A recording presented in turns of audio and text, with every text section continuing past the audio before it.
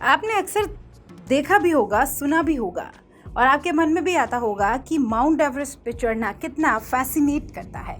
जब आप सुनते हैं कि इस आदमी ने या इस महिला ने माउंट एवरेस्ट को फतेह कर लिया तो वो सुन के कितना अच्छा लगता है। लेकिन कभी आपने ये सोचा है कि माउंट एवरेस्ट पे चढ़ने में कितना खर्चा आता है, कितना टाइम लगता है?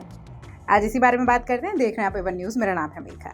क्या आप जानते हैं कि 1 अगस्त को माउंटेन क्लाइंबिंग डे कहा जाता है? इसका मकसद है कि लोगों में माउंट क्लाइंबिंग के प्रति जागरूकता पैदा करना, जिससे लोग सही तरीके से पर्वतारोहण के क्षेत्र में ट्रेनिंग लें और पर्वत पर चढ़कर कामयाब हों। आपने सुना होगा, दुनिया में सबसे ऊंची चोटी पर चढ़ाई करना जितना मुश्किल है उतना ही खर्चीला भी है। इसलिए इस चोटी पर चढ़ने की हर किसी की हिम्मत नहीं होती। इसके अलावा इस चोटी पे 1-2 दिन में तो नहीं चढ़ा जा सकता और ना ही 1-2 हफ्ते में। तो कितना टाइम और कितना पैसा खर्च होता है? वीडियो आखिर तक जरूर देखें। पसंद आए तो इसे शेयर भी जरूर करें और लाइक भी करें। माउंट एवरेस्ट दुनिया की सबसे ऊंची चोटी है जो पड़ोसी देश नेपाल में है।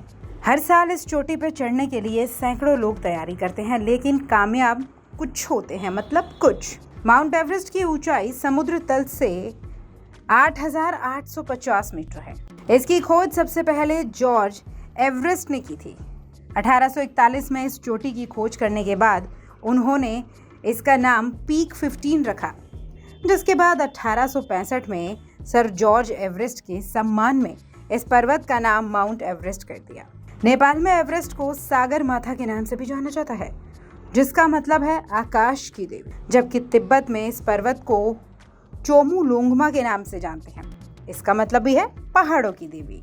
और आपको जानकर हैरानी होगी, माउंट एवरेस्ट की ऊंचाई हर साल बढ़ जाती है। दरअसल ऐसा इसलिए होता है क्योंकि टेक्टोनिक प्लेटें खिसक जाती हैं और इसी के साथ वो हिमालय को ऊपर की ओर धकेलती हैं। इसके चलते माउंट एवरेस्ट की ऊंचाई हर साल 2 सेंटीमीटर बढ़ जाती है। अब जान लेते हैं किस नियम का पालन किया जाता है इस पे चढ़ाई के दौरान। ये अपने अंदर इतने रहस्यों को समेटे हुए है, इस पर चढ़ाई के नियम भी उतने ही खतरनाक हैं। इस पर्वत पर चढ़ने के लिए 2 नियम का मुख्य रूप से पालन करना जरूरी है।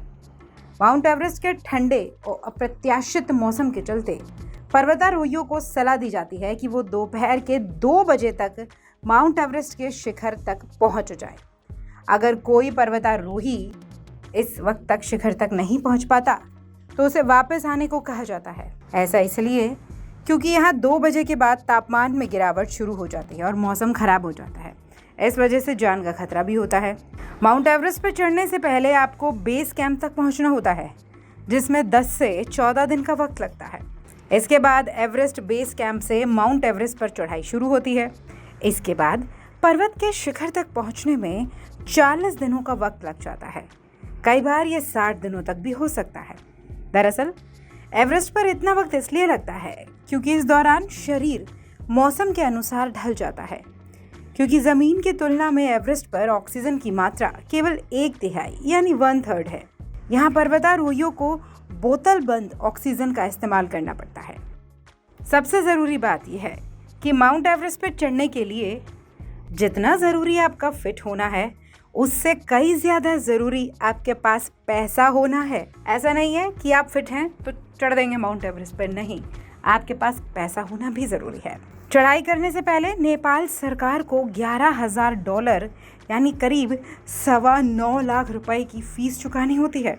इस पूरी यात्रा में 80 लाख रुपए खर्च करने पड़ सकते हैं।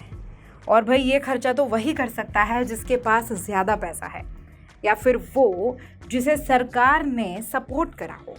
आप और हम जैसे लोग तो शायद ही कभी माउंट एवरेस्ट पे चढ़ पाए, क्योंकि 80 लाख माउंट एवरेस्ट पे देने से अच्छा है अपने लिए घर बना लिया जाए, गाड़ी खरीद ली जाए, ताकि आने वाली हमारी पीढ़ी को सरलता हो जाए। नमस्कार।